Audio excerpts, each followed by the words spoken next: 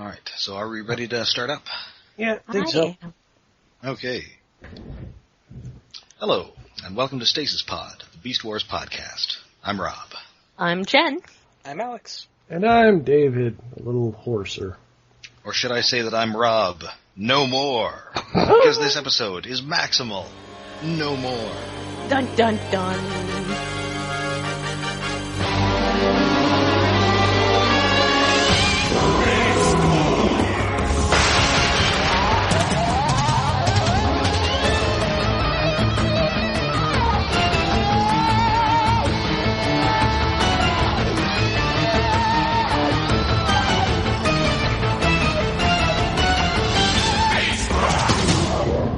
This episode really impressed me with basically doing the sort of thing that's normally some kind of fake out in most shows. Yeah. Yes. Even this show. We got one in season 1 with Rattrap. And then kind of another one where somebody was shot with a ray that made them evil. Yeah. Well, that's a different thing entirely. Everybody knows that's different. Everybody knows. Yeah, it's easier to forgive when you've been shot by a ray. It happens all the time on Cybertron. Yep. Sure, all sorts of rays that make you do stuff. Oh, is that a thing that comes up, like non-consensual rays? That has to be a thing. I mean, you're getting shot with rays. Generally, you don't want to be shot with rays. Unless you're going to, a tanning salon. Yeah, what does Magnus's code book say about that? Probably many, many things. Probably don't do it. If in doubt, do not do it. The abridged version says don't. Done it. Don't. Prowl has probably nonetheless done it many times. Oh, yeah. I think he's done it on panel. Yeah, that's true. He is all about non-consensually doing things, including, being part of Devastator. Yeah, it's not cool, man. It's not cool. Anywho. Yeah, we open in the Maximal base, and specifically in Dinobot's quarters, which I don't think we've seen before. No, we have. We open on the Predacon base. Oh, right. You did? Oh. Well, but it turns out it's just the Predacon base on the computer. Oh, right. Yes. Yep. Dinobot's working on his laptop. Yes. That's a really cool effect, making it look nice and computery in a way that is super easy to do based on the fact that they're doing computer graphics, but it's a really nice change from just normal, actual rendered computer graphics for very little effort. Yeah. I give them a small round of applause for coming up with a reason to do that. They just rendered it to the wire meshes and stuff. Yep, it was pretty cool. And we finally get to see the skin of the clone Dinobot 8 hanging on his wall. Yes, he kept it, and it probably smells bad. He could have cured it. Yeah, there's tanning techniques. It's stretched out on bones or something. Yeah. He's not the type to leave anything that would actually smell rotten after spoiling on that thing. He ate everything that was edible. Oh, yeah. Yeah, so he's checking out the Predacon base and the little installations they built around that follow the map that's on the golden disc, which happens to be the map of the solar system of Earth. Yes. So he definitely knows now that Megatron has been following the plans on the golden disc, and they're on Earth. Well, he already left Earth, but...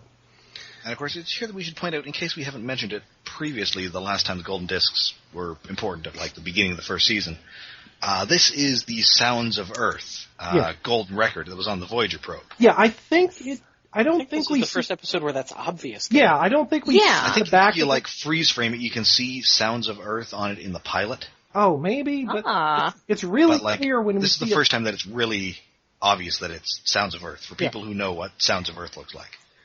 Yes. It's a golden disc. It's a record. That says Sounds of Earth on one side. I would like to point out that, I assume this is still the case, but as of at least a while back, you could see a copy of it in the Smithsonian Air and Space Museum. Ooh. I would be shocked if you couldn't still. Yeah. I mean, admittedly, it was probably at least a decade and a half ago since I've been to the main one, on the mall versus the one out near Dulles, which is where they were in whichever that stupid movie was with Jetfire. Whichever one that was. That is Revenge of the Fallen. Yeah.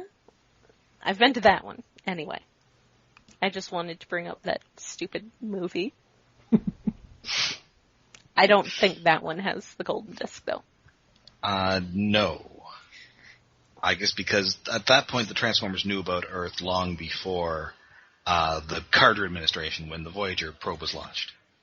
Well, I'm also thinking just in real life that they didn't move their I don't think the Smithsonian moved their copy of it to the Dulles Annex after the Dulles Annex opened. No. So yeah, anyway, this is a record for those of us who weren't around in 1977, which I think is pretty much everybody here. Speak for yourself. Okay, for the young people here. 1 year short of being born. What month was it sent out? No, actually, if it was sent out anywhere after the end of January, yeah, I was there. Okay, so both Voyager 1 and Voyager 2 were launched into the, to pass through the solar system and then eventually outside of it. And they both had a golden record placed on them with Sounds of Earth. And so, there's a bunch of music, diagram of the solar system, message from Jimmy Carter, a bunch of animal noises. Some weird music. Well, yeah, let's see. Featuring such artists as Bach, Mozart, Beethoven, Stravinsky, Guan Pingu, Blind Willie Johnson, Chuck Berry, Kesarbe Kakar, and Valia Balkanska. Yeah, and there's also ambient sounds of animals and wolf howls. Bits of it sound kind of more like a horror soundtrack than a welcoming soundtrack. Oh. I think if the Beatles asked too much of anything of theirs on there. Jerks. Yeah, this was all suggested by, of course, beloved Cosmos host Carl Sagan. Ooh. Yeah. Oh, billions and billions of stars. And interestingly, Sagan was kind of in the he died around 97, I think, or 96, 97. Yeah. Something like that. There's a real Sagan revival going on. I remember they were showing reruns of Cosmos at the time, and that's when that Jodie Foster movie Contact came out. Oh, yeah, which also features the golden disc. Okay, yes, until a point. You know what doesn't feature Beast Wars is the Wikipedia page. Yeah, that's right. The Golden Voyager Disc. Golden Disc has its own Wikipedia page. Of course. And there is a segment where it describes where it's in popular culture. So you've got Starman.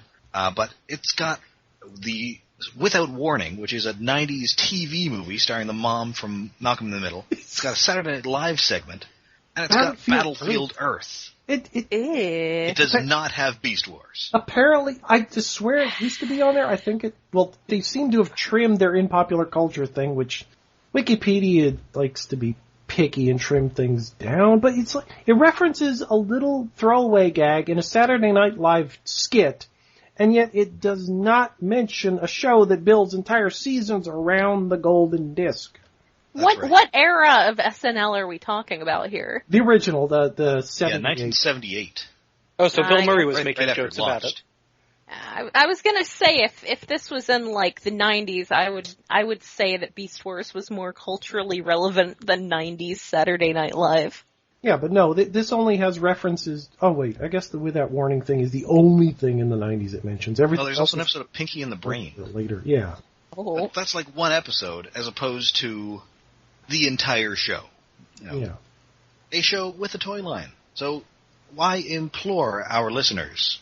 Go on the Wikipedia and put Beast Wars back in there. Yeah, yes. Where it belongs.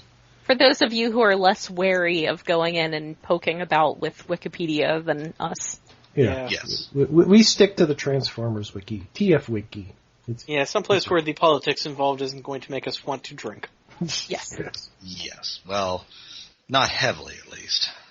Yeah, well, occasionally a few interlopers. Listen, for the TF Wiki, I need a little lubrication, whereas Wikipedia, I'm getting blackout drunk. Yeah. Yeah. So anyhow, Dinobot is in his room looking at this and notes that even without the golden disc, his Megatron's plan is proceeding. Yeah. And thus he is wondering, if what will happen to him if Megatron succeeds? Is he willing to betray his Predacon heritage? And what loyalty does he owe to these transmetal Maximals, which is weird that he specifies that. Yeah, Were you more or less loyal to them when they weren't transmetals? I'm guessing there's some sort of Hasbro mandate here. You got to put the word transmetal in this episode somewhere. Yeah. Maybe they just have to put the word transmetal in each episode at least once, and also Fusor. Possibly.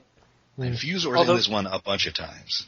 Yeah. Statistically speaking, saying these transmetal Maximals is leaving out half of the faction and not including Dinobot. Well, in the base, it just means, okay, I can't trust these guys except maybe Rhinox. And, he really can trust Rhinox. Yes. Yeah. Everybody can trust Rhinox. He's the most trustworthy guy. And he was a Predacon, too. It works out.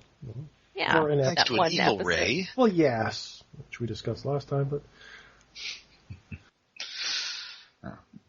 So Primal's got a mission for him, so it's go time. Time to put all these concerns aside. Yes. Unfortunately, this mission involves him riding Rattrap. Again. So good. I almost think they scaled Rattrap smaller than last time. He did for the opening shot, yeah. Huge. Just the ride of shame again. It's pretty great. It's pretty great. He's just so... I mean, seriously, you have to think if he wasn't thinking of going back to the Predacons before that. He definitely is. That would do it.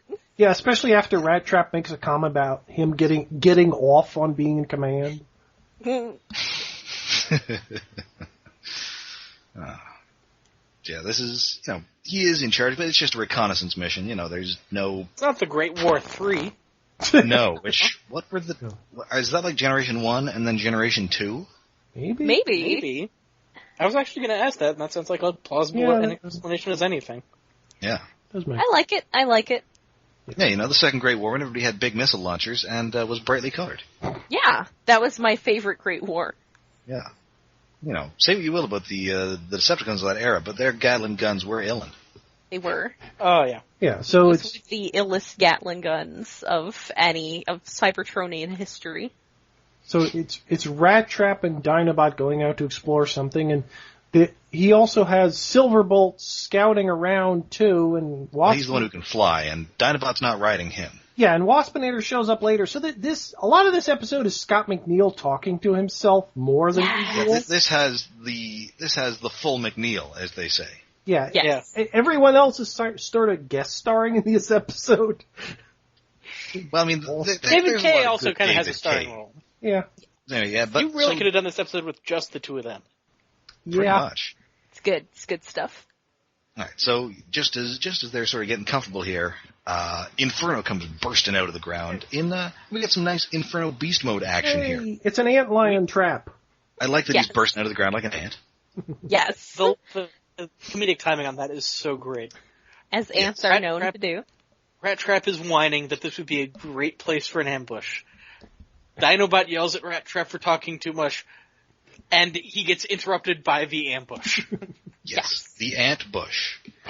Yes. He's an ambush bug. Yes. So there's a fight. Quick Strike shows up. Yeah, Quick Strike shows up with a rattlesnake sound. It's like, how did he make that sound? He has no tail. Also, he's not a rattlesnake. Yeah. He's a cobra. He's a cobra? Which then led me to this whole, sudden concern about how he's all, Western themed because he's a scorpion and a snake, except the American West doesn't have cobras. Geographically he really should be a rattlesnake, but cobras have cooler heads. Yeah. Yeah, that's fair. But maybe it's a non-diegetic sound, but it seems like it's a noise he made because Rattrap turns around at that sound. I took it as a non-diegetic could only belong to one man. Gunslinger's duel. Yeah. Yeah. Yeah, it's a very obvious gunslinger duel between Rattrap. Rattrap even puts the gun back on his hip like he's giving up before pulling it out and shooting Quick Strike twice. Oh, it's so fun. The animators were just enjoying the hell out of themselves here. Yeah. Whenever Quick Strike shows up, there's gotta be a gunfight. Yes. And also, Quick Strike refers to Rattrap as a hot pistol, which is kind of hilarious. Yes. Rattrap shooting him off the cliff and having Quick Strike hold onto the cliff by his snake arm before slipping to his temporary Non-doom. embarrassment. Yeah. By his snake mouth, functionally, because his his fangs are It's just like his upper jaw. in the ground. Yes, he is eating so much dirt. Yes. It's good. Some good stuff. And then Silverbolt swoops in to help. Yeah, Silverbolt is swooping in to help, but he's embarrassingly ambushed by Waspinator. Yep. Aw, that's just sad. And then Inferno runs out of ammo. Dinobot whips out the spinny blade thing and his sword, and is about to attack Inferno when he gets hit by a collapsing Silverbolt. Yes. Yeah, Waspinator shoots Silverbolt into Dinobot. So McNeil's hitting McNeil's. Yes. Yep. Poor Scott. And Scott McNeil's everywhere. And because of Rattrap's vehicle mode, you even have McNeil's on wheels. Oh. But Bad one. we go out to a commercial break on Waspinator declaring he doesn't serve. Waspinator rules! Which normally is kind of out of character, but he did just 360 no-scope the jet fighter into another player, so I think he deserves to include that on his esports highlight reel. Oh, yeah. Another moment of Waspinator is great. so great. This is going on the resume. Yes. And then they have to drag the Maximals back, and nobody wants to help Waspinator. Nope. Aww. Because Silverbolt is heavy. He is 2 animals worth of heavy. No, last episode, though, Yeah. Waspinator was carrying that big, pylon. He was really struggling, though. Yeah. Yeah. He needs And you would Inferno think there. Silverbolt would be light, because he'd have, hollow bones. Although, he's also a robot, so... Yeah. And then Maybe he's there's just really been hitting the Malmars. there's a good line after Inferno drags away Dinobot back to the Queen, the royalty. Quick Strike says, "Dat bot sure does talk peculiar," in his own peculiar voice. Yes. It's like So good. silly voice talking about silly voice. Yes. And also, Inferno says that he'll take the traitor, while Waspinator takes the Fusor, but, they're both traitors, Inferno. Yeah. Yeah. And It's Waspinator, just that, Silverbolt was only a Predacon for, a day. yeah. Yes. Yeah, I guess that doesn't quite count because he wasn't around long enough for it to be a betrayal so much as just cold feet, but... Yeah. It feels more like just everyone knew that Silverbolt was not going to work out. Yeah. Yeah. It was temporary advantage. And Waspinator gives Quick Strike a new name, Two Head. Oh, Yes. Two Head, help Waspinator! No, Quick Strike is a dick here, too. Yeah. Oh, yeah. You really Wow, I look like a pack bot to you, says the guy who was hauling a truck and asking the lady he wanted to impress to load more stuff onto it. so he could impress her. Yeah, Yeah. the difference here is that he doesn't want to have sex with Waspinator. Yeah, he's just not that into Waspinator. Aww. Poor Waspinator. Nobody loves Waspinator. No. Except the writers and us. Yes.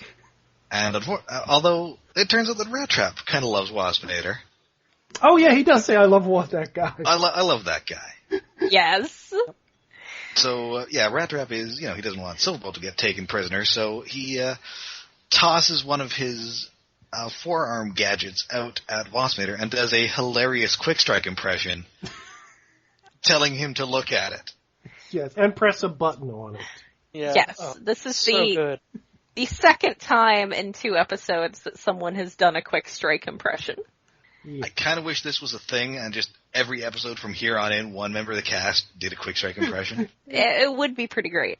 It's interesting that Rattrap still has the trapdoors on his arm, even though he's gotten a new body. He's still got he still has the same head. Yeah, basically. And the same gun. They're probably just different colors. And also he calls... The impression is great. I was laughing far harder than I should. Yeah. Such a good impression. It's pretty great. tin Scott horn McNeil is idiot. just It's amazing. an impression on top of an impression, because it's Scott doing the Rattrap voice doing Quick Strike.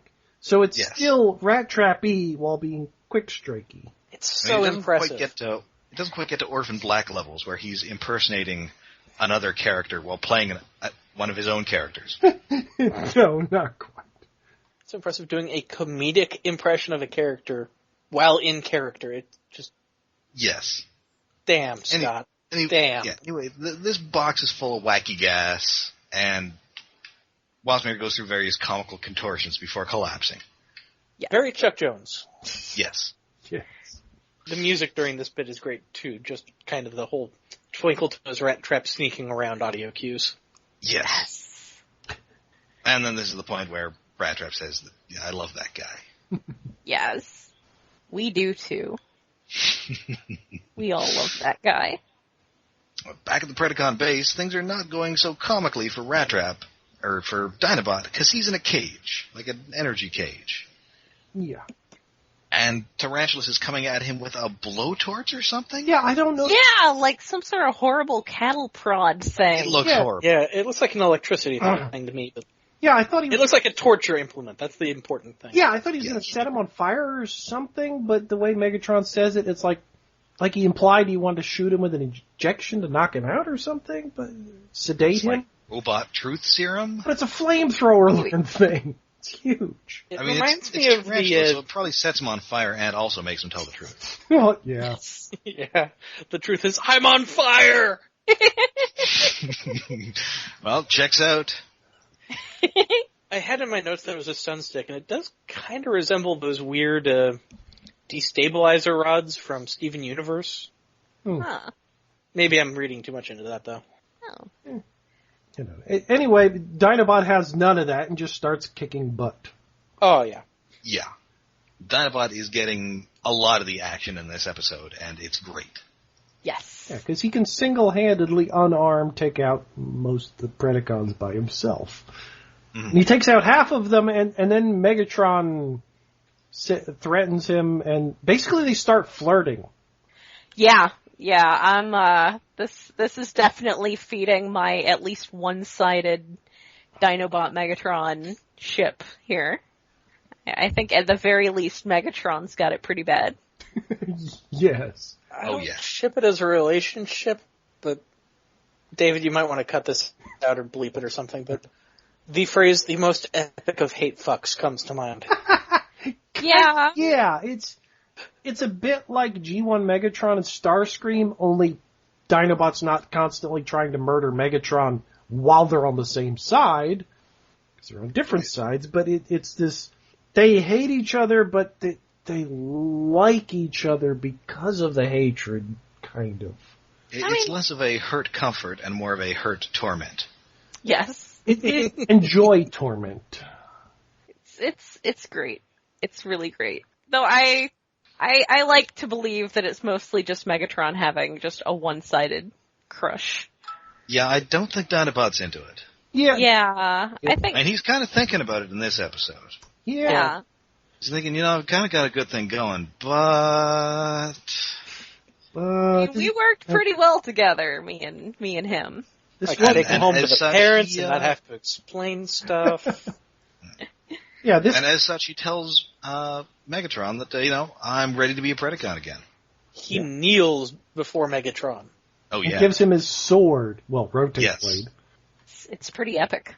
Yeah, he turns traitor. Well, he turns traitor again, so he's a re-traitor. Yes.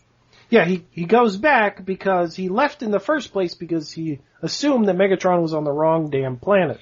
Mm-hmm. Yeah. And it turns out, right planet, yeah, maybe I screwed up.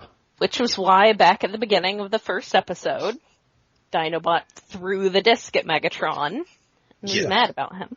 Yep. And Megatron is all, well, I do have a raging Dinoboner over this, but I've seen this episode. You might just be trying to bone me over, and not in the good way. So, we need some sort of Predacon this is anything challenge. But a transparent attempt to save your own hide. Well, before that, there's a cutaway to Rattrap hunting Dinobot and sends Silverbolt to get Optimus or something. Rattrap calls Silverbolt Rin Tin Tin. How old is Rattrap? Yeah, I mean, that's an old reference for Earth. That's an old reference. And Rattrap is like 300 years in the future. That's a reference that's like about 3 times older than any of us. That's from like the 20s. Yeah.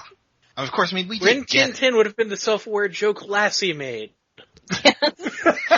Yes. Oh wait, no. Yeah, Rin Tin Tin was from World War I. Yeah, those like silent movies. Yeah. Yeah, because Rin Tin Tin, September 1918 to August 10th, 1932, was a male German shepherd rescued from a World War I battlefield. Yeah, that episode of Drunk History was on recently, or within the last few months. Oh. That dog is super dead. Super dead. Yeah. They've had other German shepherds that they gave the name, but yeah. Yeah, he almost won the very first, what was it, Academy Awards or Oscars or something? He would have been the very first Best Actor.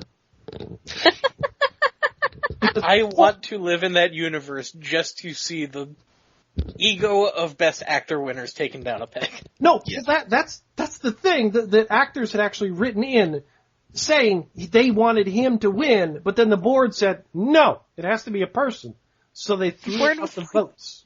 That's a dog. Come on, guys. And obviously they must have relaxed those rules because they let Sean Penn win. Yeah, now it's, whatever. It's just not what it used to be. Yep. Anyway. I mean, they let Ben Affleck win too, but in his defense, he was the bomb in Phantoms. That's true. No! Phantoms was so bad.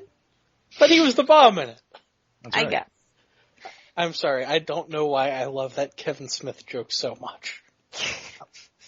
I mean, listen, it's clearly the best giant worm movie in both his and Peter O'Toole's career. Yeah, that's fair enough. Also, this is now the second consecutive episode in which we've discussed giant worm movies.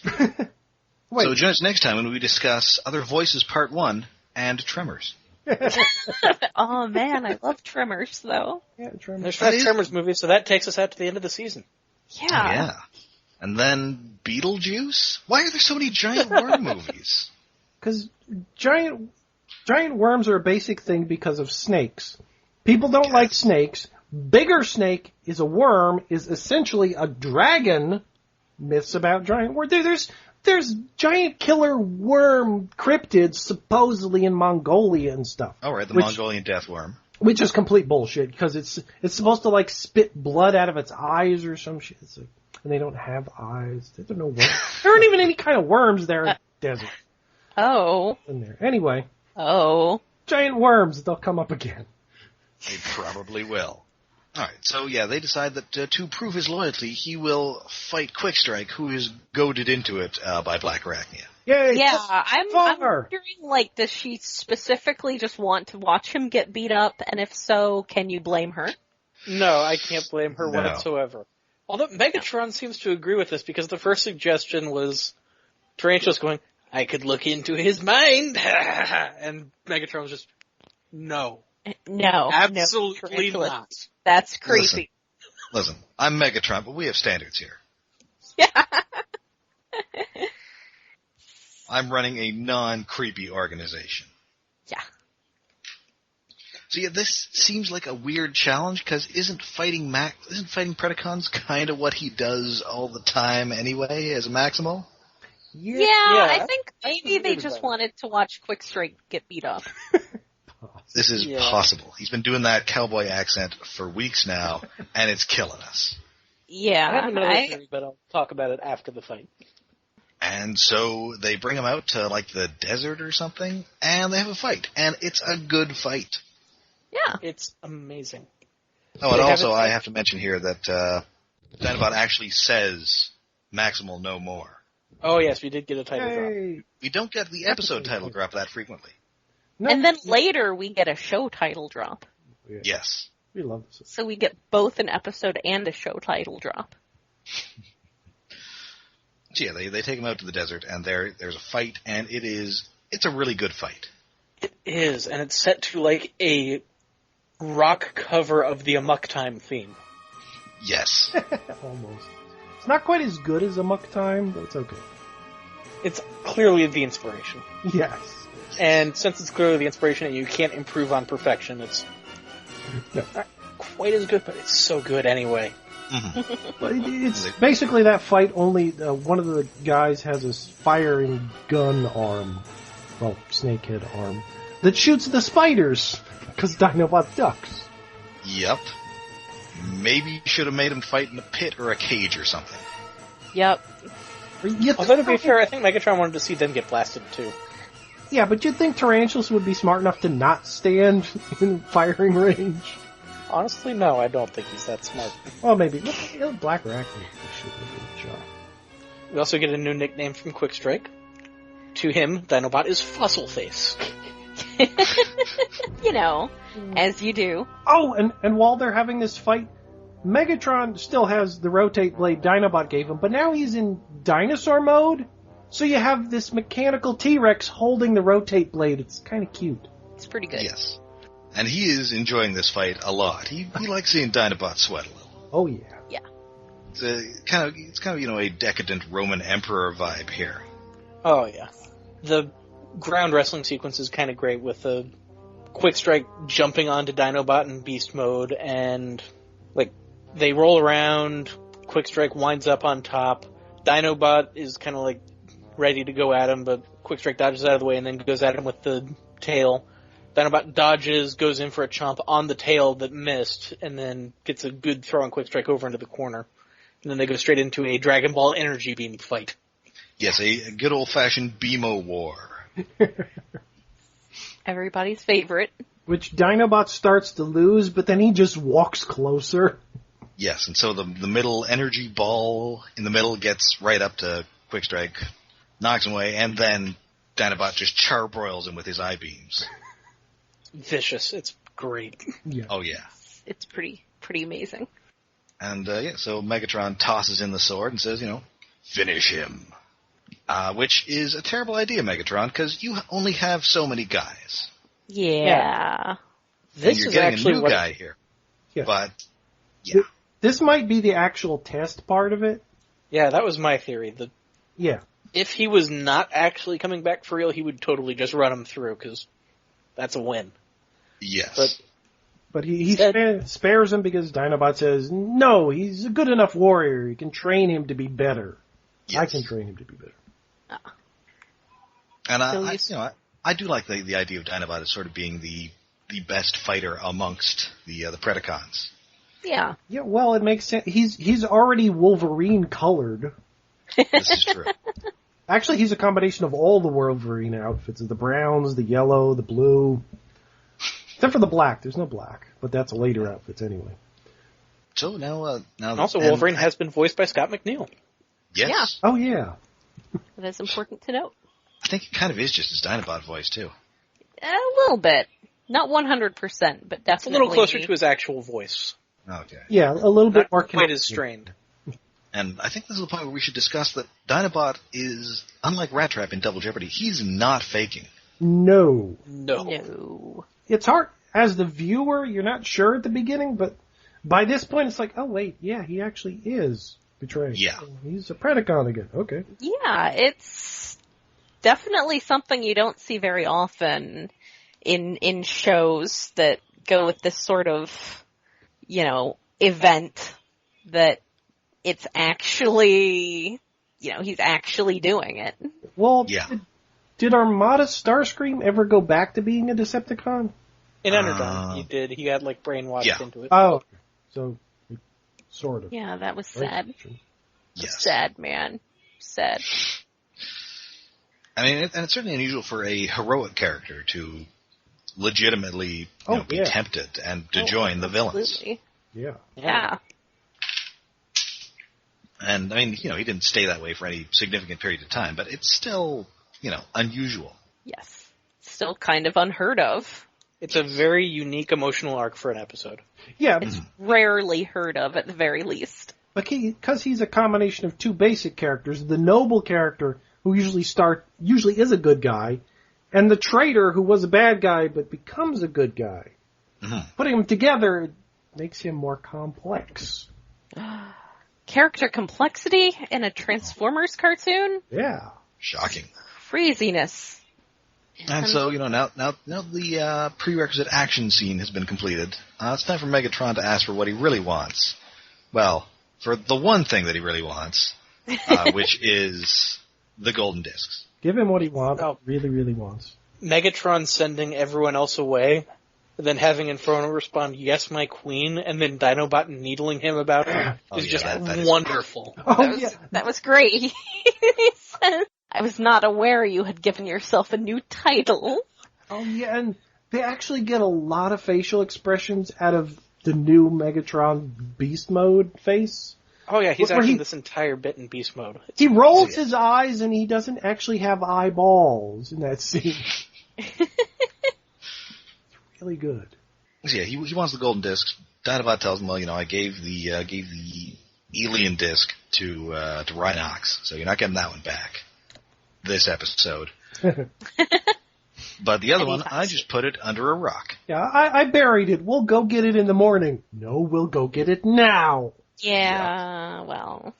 Okay. And then Megatron airlifts Dinobot to it in V2L mode. It's like a Jaeger getting dropped off in Pacific Rim.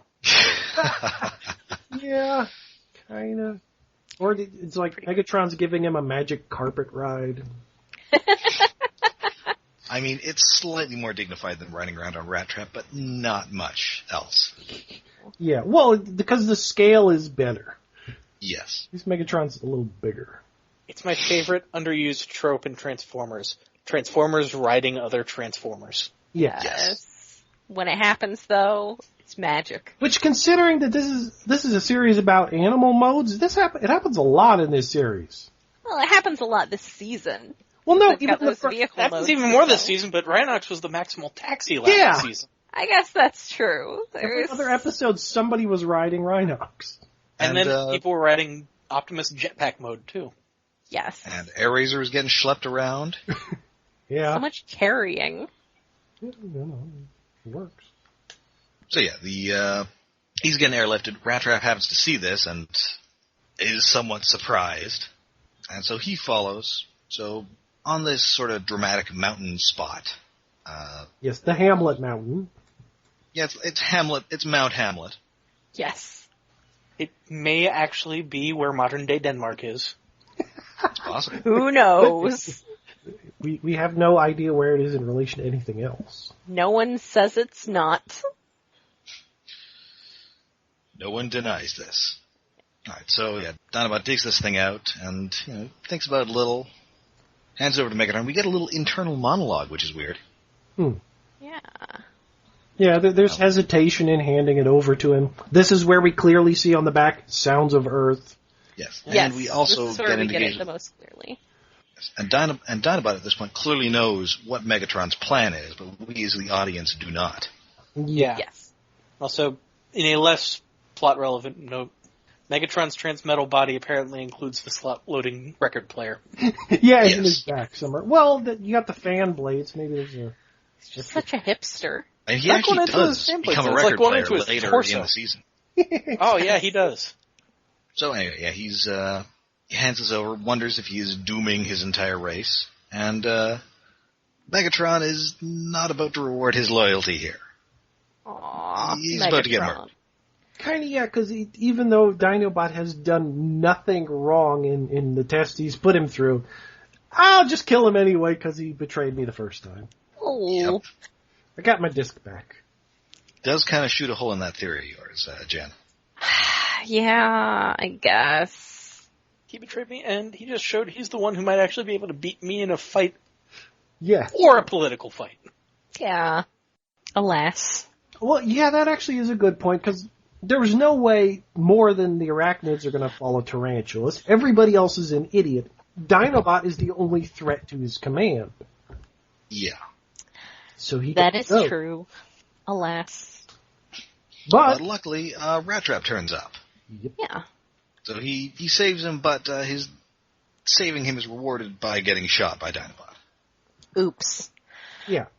Because Megatron was ready to kill Dinobot. Dinobot didn't realize it. Yeah. Nope. And so Rattrap, who has not seen the rest of the episode, wonders if he just missed something. Yeah. Oh, Rattrap. And also, I must point out here that when we saw Rattrap earlier, we get a POV shot from him, and he has a little cheese icon. Yes, the Corner of his POV shot. Cheezo-Vision. I missed that. I was waiting for the Cheezo-Vision.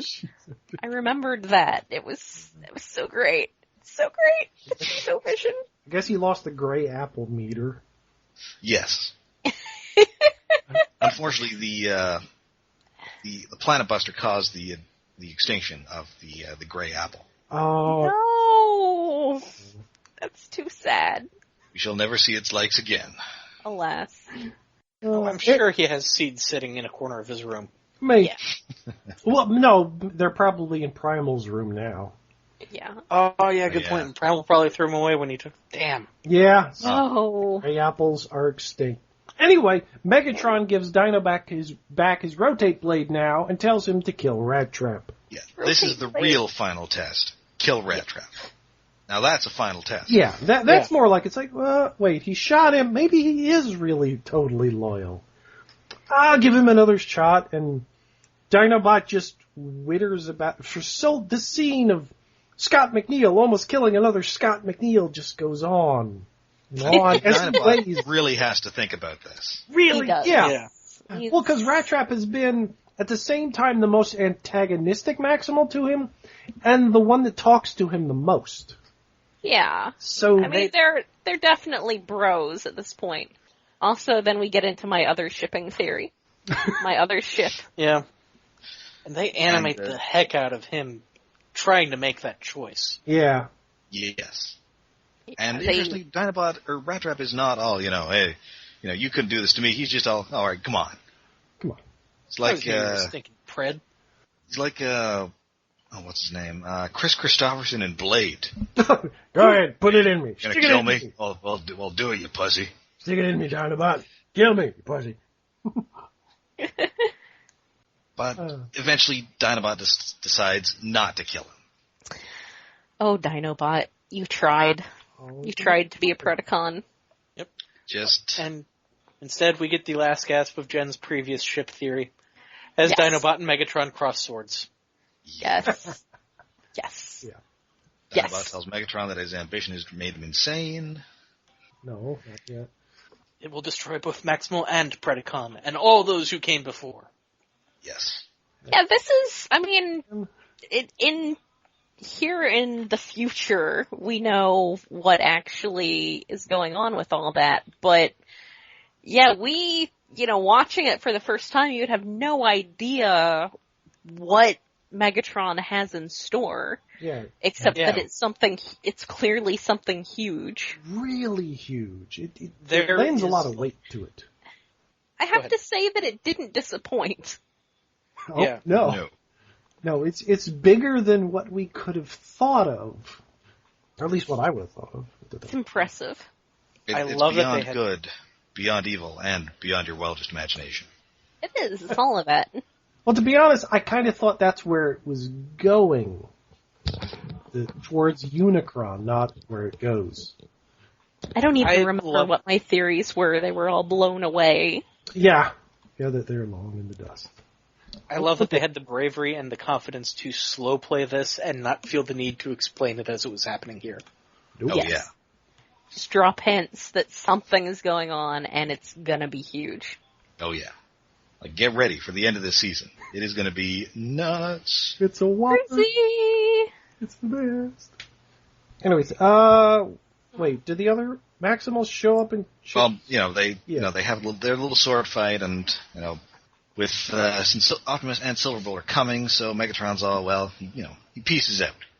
Yeah. Fine, then go back to the Maximals, if they'll suffer a traitor like you in their midst. Yes. Aww. And even though Dinobot didn't kill Rattrap there, Rattrap still doesn't want him back. Well, I mean, he had to think about killing him an awful lot. Yeah. There's a moment when Prime arrives or Primal arrives and asks him what happened here, and Rattrap really doesn't hesitate for long to tell him the truth. He tried to kill me. Yeah. Yeah. And then they discuss giving Dinobot a second chance, and I like that Silverbolt's all like, I was a Predacon once, and you gave me a chance. And I'm like, you were a Predacon for an hour, Silverbolt. Yeah, you were barely a Predacon, Silverbolt. Come on. You were the worst Predacon. Yeah, so it's a sort of three-way argument between Dinobot and the angel and the devil on his shoulder, Silverbolt and Rattrap. Yeah. And I love that Rattrap's like, you know how I feel about lizard breath. Like, we know how you feel, Rattrap. Yeah, We do. But it's Rattrap say so that finally gets them to say, okay, you can come back. Yeah, in the end. Well, because Silverbolt's standing up. Because the way that it comes out, Rattrap starts out sounding like he's actually firmly opposed to it. But then all the complaints that he levels against Dinobot are all these ridiculous and clearly not, kick him out of the Maximals level things. Yes. Like, he smells bad, and it's gross when he eats. Yeah, which, yeah. Come on, Rattrap, we've seen you eat those gray apples. And then Rattrap's, I'm kinda used to the guy. Well, it might be because Dinobot is so down on himself at that point that he says, yes, I did betray you and stuff. Yeah. I he think basically it's says, because, yeah. I think it's because Rattrap is being tsundere. Listen, he's just grown accustomed to his chopper face. Yeah. Oh, you're horrible. Well, no, he says it himself after he transforms back into vehicle mode to give Dinobot a ride. He misses his dino butt. That's all the ship evidence you need. Yep. Yeah. Dino butt. Yeah. Optimus. It's great the things you discover on a rewatching of something. Yeah. I want to give a little attention to Scott McNeil as Dinobot just kind of stepping off to the side and going, yeah, I totally betrayed you guys. I'm a Predacon. I'm tired of pretending to be a Maximal. It's not who I am. No, I didn't betray your honor. Predacons have different honor. I'm definitely a Predacon. But I'm still on your guys' side because really, to hell with Megatron. He's going to do a horrible thing. Yeah, he's got a horrible thing planned that I'm going to explain to you later. Not right now, because it would take a while. No, this episode's almost over, and we want it to be a surprise for the finale. Yeah. He tries to pull Optimus to the side and say, I really have to tell you about this, and Optimus is like, nah, we can do it back at the base. Nah, And then Optimus also kind of needles him with, okay, fine, you're a Predacon, I still expect you to change your activation code back to Maximize. Yes. Well, yeah, because... So, Because we already recorded the next episode. I already noticed, I especially noticed in this episode, and it didn't really come out before, Optimus's flat pink eyes in Beast Mode are really weird. Well, they're really unnerving. It's the flat pink eyes on his new blue shiny head that it just doesn't shiny work. chrome head. It's shiny, but at the same time, it doesn't have that much definition.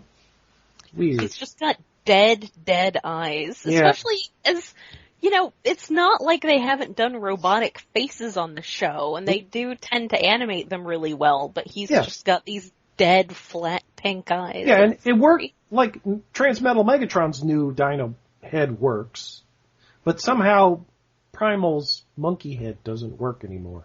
I feel like they're still filling out the kinks with it, because really, how much have we seen of Optimus in Beast Mode so far this season? He's been like the first 3 episodes. Did he come back at the end of Aftermath or the end of the Coming of the Fusors? End of Coming of the Fusors. So he's been back for... And when he comes...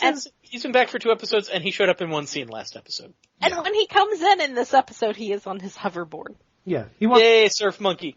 He wasn't even in monkey mode last episode, so we've only seen Surf Monkey twice. But this was the first long scene of him in monkey mode. Surf Monkey. That funky monkey. It kind of doesn't work. The surfing part is cool. The face doesn't quite work. I'm not remembering it being this bad, or they fix it. Maybe, or my memory sucks, so it's probably the former. He might just spend less time in monkey mode. I don't think from now on we don't see a lot of him in gorilla mode. Although there is a great bit with him in gorilla mode at the end of Agenda Part 2 that we'll get to. I'll have to keep an eye out for that. There's a sudden betrayal, and he screams super, like his mouth gets gigantic. Oh, more at the end of that episode. It's great. It's going to be fun. So Dinobot has to ride the Rattrap Express. Down a flight of stairs. Downstairs. Yeah, even though these are stairs, you guys can both walk. Yeah, they should walk it, but his punishment is riding Rattrap back to base. Yeah, this is... And Rattrap is enjoying the hell out of it. Oddly, yeah. Oh, I don't think it's so odd. Well, no. I love tsundere Rattrap. it's hard to tell if it's actually so much a friendship as a grudging respect for what each other do. It's not like I like ya or anything, Choppa-Face. Yeah, his delivery is very tsundere. They're the two roommates that hate each other because they're so much alike. Yes. Kinda. And that about does it for Maximal No More, which, again, sets up basically Dinobot's character arc for the rest of the Yep. for the rest of the season. Well, it kind of reminds us of what Dinobot is for the rest of the season to come. Yes. Yeah. It's like, which will make things more impactful. Yes. And this is a gorgeous episode considering it's from, a CG television series airing in 1997. Oh, yeah. Oh, yes. Animation is Monkey face gorgeous. aside. Yeah. Looks great. The angles are great. The cinematography is really creative. The fight scenes are awesome. Toward the end, for the final dramatic sequence, they kind of go avant-garde on the lighting, and it really works. And I'm impressed. Yeah. Well, After the last episode, this is genius work. Yeah. Well, it also has the advantage that it's aged better compared to other CG that showed up in the 90s, because other CG that showed up in the 90s would be like stuff on Babylon 5, where you'd have a CG element in the rest of the normal show with people. Here, yeah. I still don't think that looks good when you get mecha anime that's got all the mecha done in CG and everyone else is, hand designed, and I just don't think it looks good. Yeah, they've only sort of figured that out now in Japan. They always had the problem of everybody being floaty and not kind of moving right, because they could make the stuff, but they couldn't animate it right. And Mainframe has always kind of been they were all, I don't know if we've had this discussion on the show before, but they were always kind of at the forefront of it. Yeah. The people at Mainframe were the people who did the Money for Nothing music video. Yeah. Yeah, it's surprising how good it is considering we so rarely get shadows to ground characters. They still feel grounded even without shadows. Yes. I guess because they're better at avoiding moments of clipping most of the time. I mean, compared to other CG, cartoons of the time, your Voltron, the Third Dimension. Oof. That show is, back then it was unwatchable. I can't imagine going back to it now. No. Because that was like the quality you would get in a commercial. That's 30 seconds long, it looks okay. If you stretch it out to 23 minutes, it looks so bad. It's not good. No. So we were incredibly lucky as, Transformers fans to get a show of this caliber. Indubitably so. Yeah. We still kind of haven't had a CG show as, well, I guess there's Prime, but...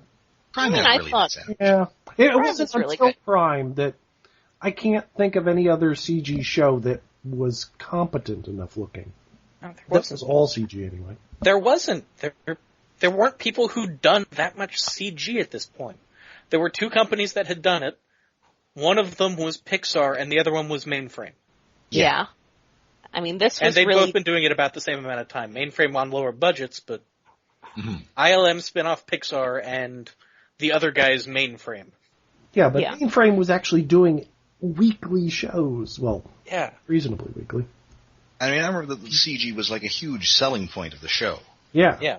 Yeah, that was a big deal. Futuristic. It was really the second show, and it was really neat that it got to be a Transformers show. We get robots drawn by computers. Yeah. Makes perfect sense. 2 years before the show went on the air was the first time they used computers to color a 2D show.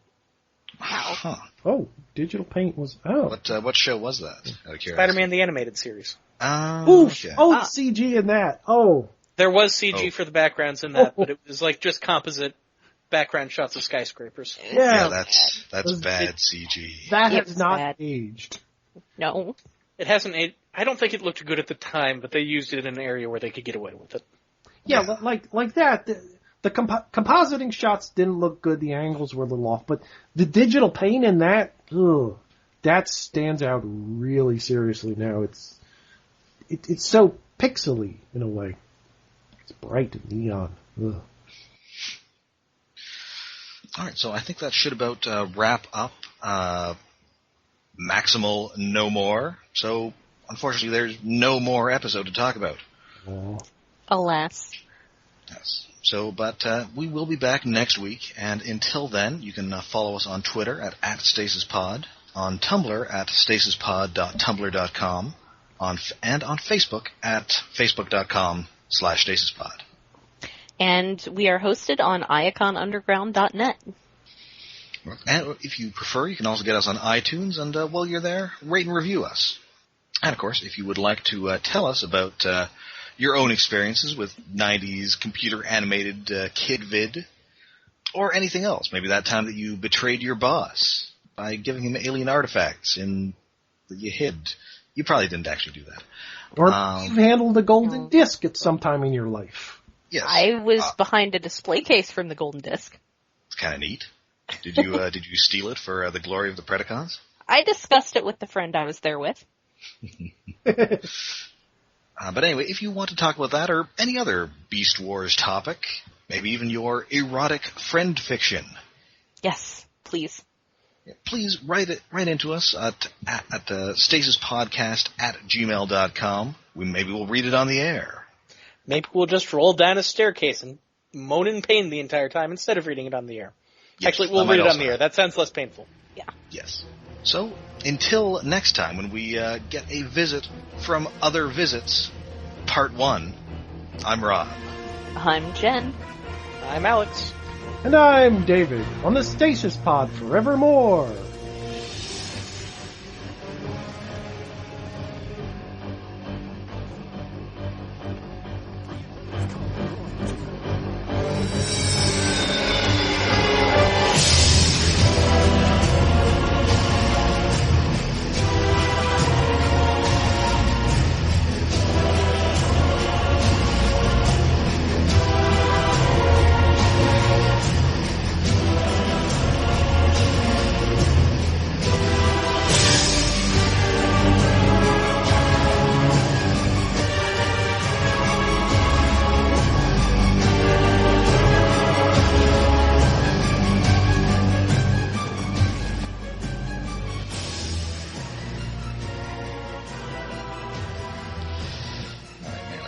Was a good episode. Yeah. Yeah. Such a good episode. Because it's a dinosaur. I'm wondering if that other V naming scheme means anything. Nah. Maybe they just really love that show V. Maybe. Oh. I've forgotten, so much stuff about season 2. Yeah. So it's pretty cool. I mean, I remembered, big broad stroke stuff, but it's pretty cool going through and watching it again. Honestly, it I just have does such a good job of setting everything up. So good. I actually have no idea what the Season 3 next really two episodes are like. I do not remember them at all. I feel like my younger self was too busy being, judgmental of Black Arachnia's, or dismissive of Black Arachnia's overt sexuality to appreciate her as a character. Yeah, but she grows so much, although she does start out quite different from how I remember. Well, she starts out as a sexy lamp. Yeah. Yeah. Black I think it's just that I'm more willing to accept, and not shame women for, kissing up to men to get them to carry heavy things for them if they're totally stupid enough to do so. Yeah. Yep. I'm not going to dislike her for that. Well, it's also fine because she's still a Predacon right now. Yes, there's that too. I feel like Tangled Web is the only episode we've had so far this season that could conceivably be viewed as the same level of quality we got last season. Everything else has just been leaps and bounds better. Yeah, if Tangled Web is the bad episode of the season, Yeah. it's great.